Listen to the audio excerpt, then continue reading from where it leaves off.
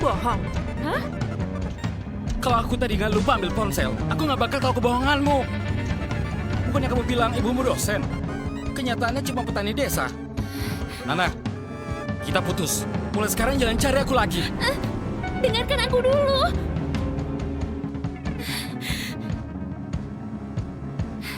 Kenapa kalian nggak tetap di desa? Ke kota mau apa? Aku susah payah dapat pacar kaya di kota. Sekarang malah kalian hancurkan semua. Minggir. Gak gitu, Nana. Kamu kan mahasiswi dan punya kerjaan yang stabil. Kerja sendiri juga. Kamu pasti bisa hidup enak, kan? Bicara memang gampang. Biaya hidup di kota itu mahal. Gajiku yang kecil habis buat belanja, nggak cukup bayar sewa. Sebentar lagi akhir bulan. Kalau nggak ada pacar yang bayari sewa, aku bakal tidur di jalanan. Ini semua gara-gara kalian. Terus gimana? Karena nggak sabar ketemu kamu, ibu nggak bawa banyak uang.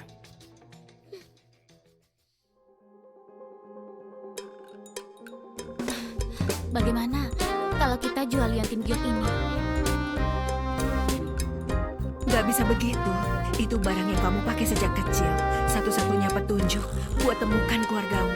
Gak apa-apa, Bu. Aku bisa kerja di sini buat cari uang. Nanti kalau sudah dapat uang, aku tebus lagi liontinnya.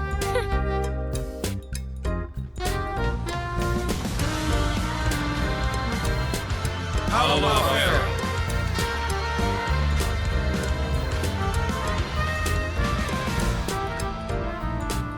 Pavel, grup Zen mau bahas pernikahan. Langsung tolak.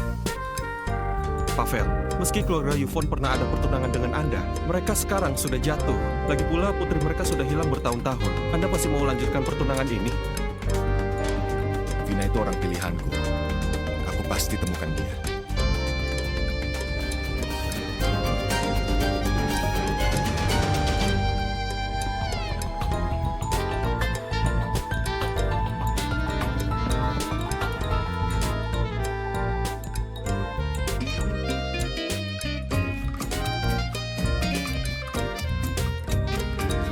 Nona, kerjamu cekatan sekali. Biasanya aku butuh 2 jam buat kerja begitu. Kamu cuma 1 jam. Terima kasih, Kak. Pak, terima kasih sudah terima aku. Hei, jangan terima kasih ke aku. Bersyukur karena kami lagi butuh orang. Kalau enggak, aku nggak bakal rekrut orang desa. Hotel kami ini bintang 5. Pekerjakan orang desa sepertimu, rendahkan standar kami. Memangnya apa salahnya orang desa? Aku bisa tetap kerja dengan baik. Oke, janji ya kerja dengan baik. Kalau enggak, awas nanti ku pecat. Sudah ku bilang hati-hati. Aku nggak akan biarin kamu begitu. Semangat, Lili. Pavel, aku ambil mobilnya dulu. Oke.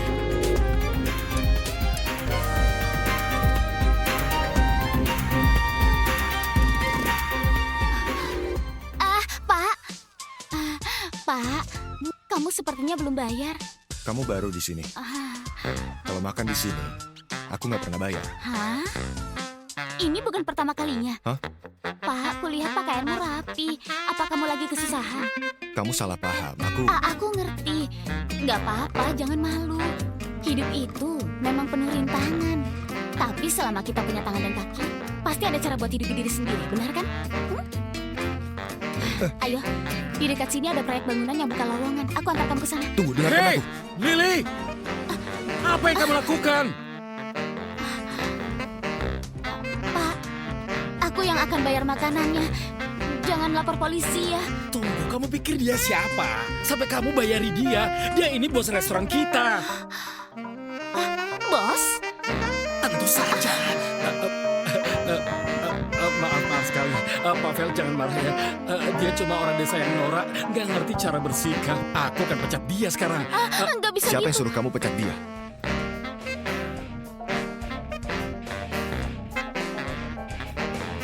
Lily Bennett. Pelayanannya baik, tanggung jawab sama pelanggan, dan peduli sama pelanggan. Haris, Ya, ambil 60 juta dari bagian keuangan. Aku mau kasih hadiah untuknya. baik Pavel. 60 juta.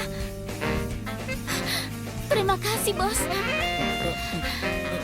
Pavel, dia cuma orang desa. Dia di sini karena kerja kerasnya.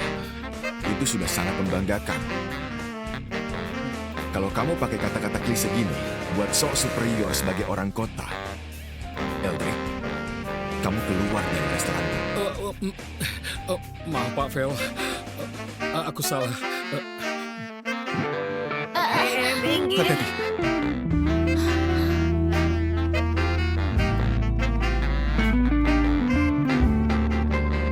Apa? Sudah ketemu? Ada yang jual liontin giok naga di Pegadaian. Pavel, coba lihat. Apa ini punya Nona Vina? Benar, memang ini. Cepat kabari Bu El yang sedang inspeksi. Kita jemput dia dulu. Oke. Bos, ayo aku antar. Bos.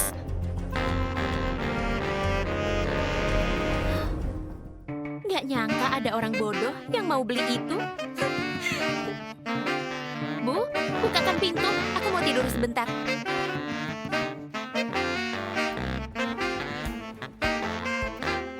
Kalian cari siapa? Ini orang terkaya di kota Huron. CEO grup Futon, Val Futon. Aku mau cari pemilik liontin ini.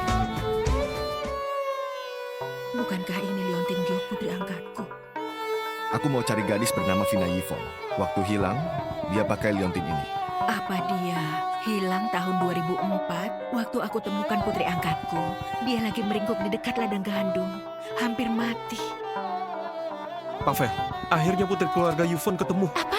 Lily ternyata putri keluarga Yvonne. Kenapa dia seberuntung itu? Lalu di mana Vina sekarang? Dia sekarang di... Selama ini, Pavel nggak pernah lupa sama perjodohannya dulu. Kami datang mau jemput dia pulang. Kenapa dia beruntung sekali jadi anak orang kaya, nikah sama si Ivo? Kalau gitu, aku telepon dia sekarang. Oke. Bu, kenapa telepon segala? Bukannya aku di rumah.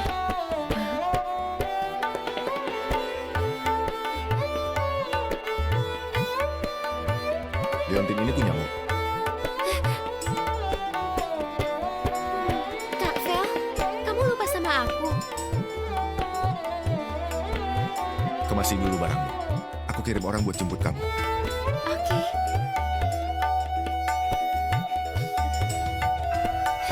Nana, kenapa kamu bohong? Bilang putri angkat ibu. Kenapa aku nggak boleh bilang gitu?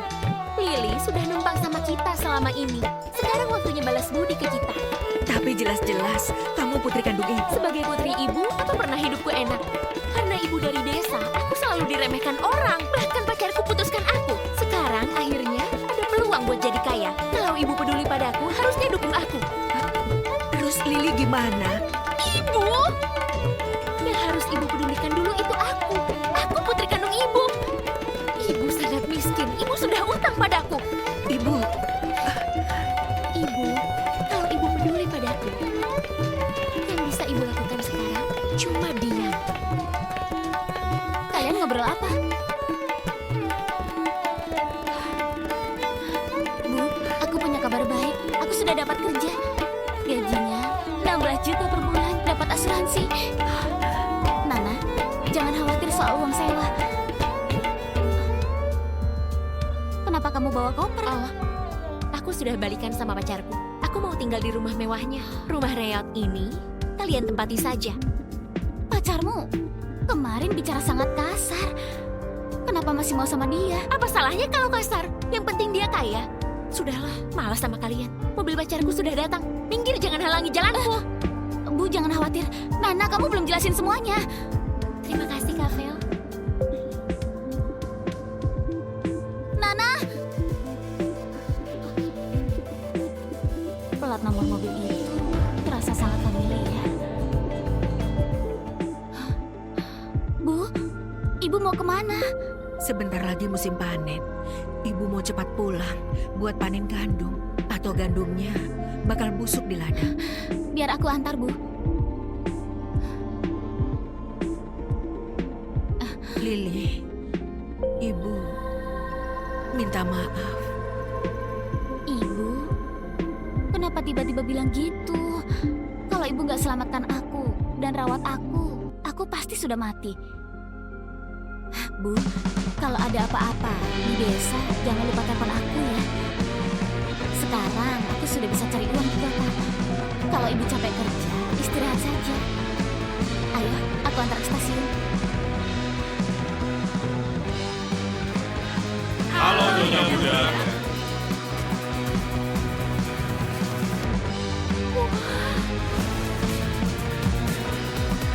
masih dinas di luar kota. Kamu istirahatlah dulu. Dirika sudah siapkan kamar tamu buatmu. Tuan, makanan sudah siap, bisa segera dimakan. Tunggulah di ruang makan dulu. Aku mau ganti baju. Oke.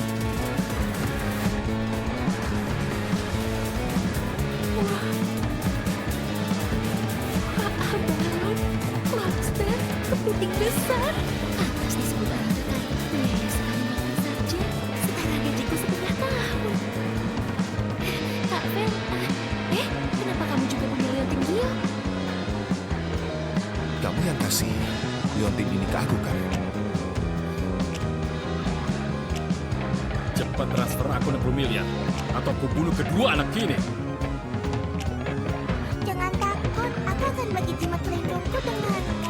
Begini, pelindungku juga akan lindungi kamu.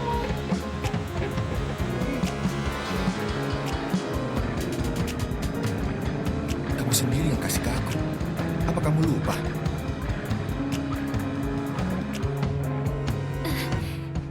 Kak Vel, waktu aku tersesat, kepalaku terbentur. Kenangan masa kecil, sudah aku lupakan semua. Kak Vel, Pavel, sudah waktunya buat periksa mall. Oke. Kamu istirahatlah dulu. Aku masih ada kerjaan.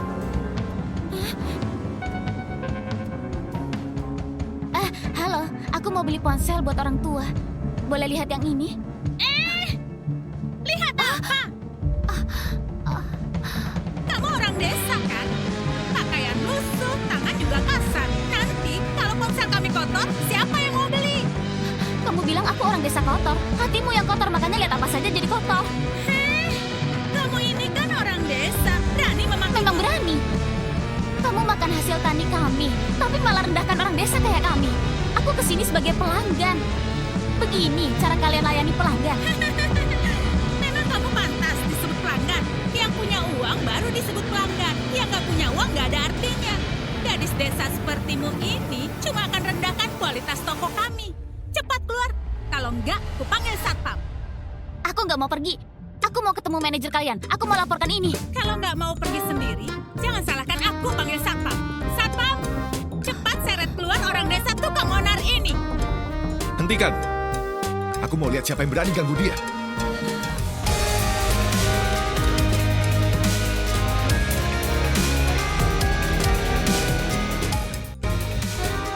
Pavel, orang desa ini sengaja cari masalah. Dia ngotot mau lihat ponsel. Kalau pelanggan lain tahu toko kita melayani orang desa begini, siapa yang mau belanja di sini? Berbisnis itu harus adil buat semua. Layani dengan sopan. Orang desa juga calon pelanggan kita. Mereka juga punya hak buat beli. Kamu langgar nilai-nilai perusahaan. Kemasi barangmu dan pergi. Pavel, aku salah. Tolong kasih aku satu kesempatan. Pavel, Ayo pergi. Pergi. Pavel, maafkan aku. Bos, ternyata ini juga bisnismu ya? Hari ini kamu kesini mau beli ponsel. Iya, Bos. Ponsel ibuku sudah usang. Aku mau belikan yang baru supaya dia bisa lebih mudah hubungi aku. Pak Haris, ambilkan 2 ponsel paling mahal. Ini, 2 ponsel buat kamu. 1 buat ibumu, 1-nya buatmu sebagai permintaan maaf. 25.998.000. Nggak, Pavel. Ini kemahalan. Aku nggak bisa terima ini. Bos, Kalau aku bilang terima ya terima. Orangku ada di bawah perlindunganku. Gak ada yang boleh semena-mena padamu.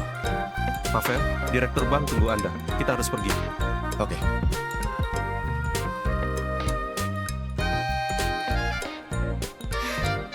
ajak Nana pulang kampung buat kasih ibu ponsel.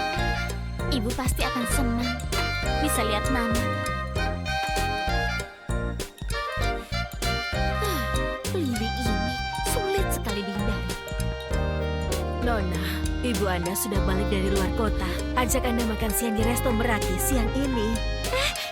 Aku harus ganti baju dan tata rambut. Birika, cepat bantu aku ganti baju. Aku penasaran seperti apa ibuku.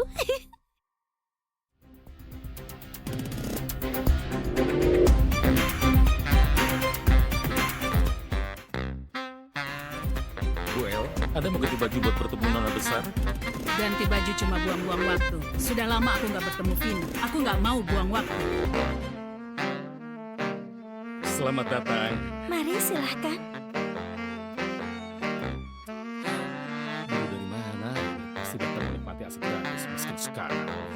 Halo, di mana ruang Purnama? Gak punya mata ya? Gak bisa cari sendiri?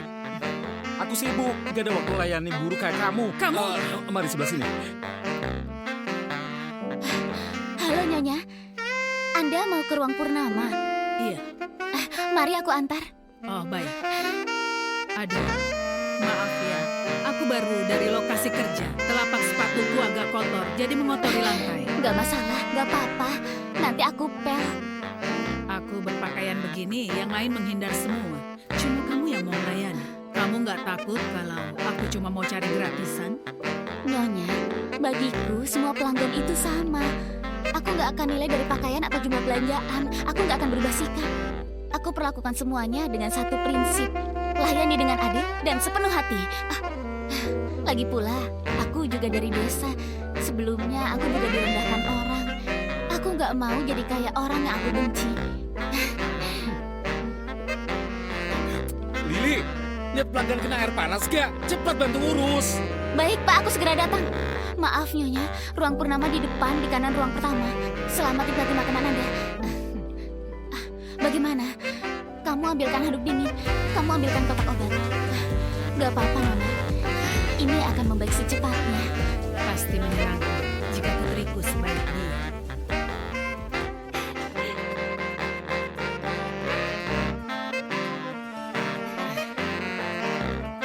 Kamu Orang kampung dari mana ini? Baunya buat mual. Ini ruangan VIP, bukan tempat yang cocok buat orang sepertimu.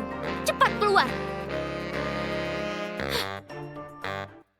jangan bilang kamu. Orang sepertimu mana pantas tahu siapa aku.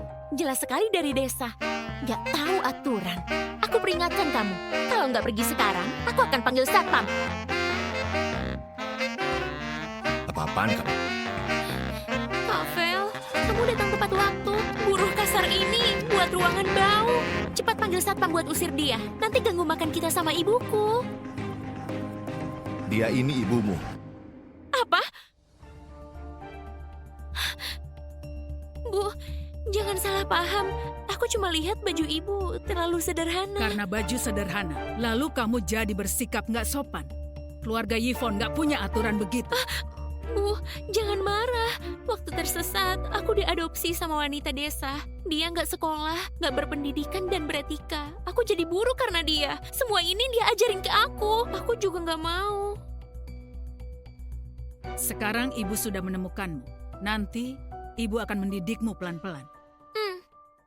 Permisi, ini hidangan spesial darat dan laut Anda, ayam panggang abala dan pastry hitam. Lili jadi pelayan di sini. Halo nak, ternyata kamu. Vel, tadi gadis ini yang mengantarku ke sini. Gak cuma perlakukan pelanggan adil, dia juga ramah dan perhatian. Tadi dia tangani situasi darurat dengan baik. Sayangnya dia cuma jadi pelayan biasa. Enggak, Lili, mulai hari ini kamu jadi kepala bagian VIP. Gaji 26 juta, libur 8 hari sebulan. terima kasih bos. Kenapa mereka saling kenal? Aku sajikan makanannya. Nona, kenapa di situ? Apa ada barang yang jatuh? Biar ku bantu cari. Click to watch the full episode.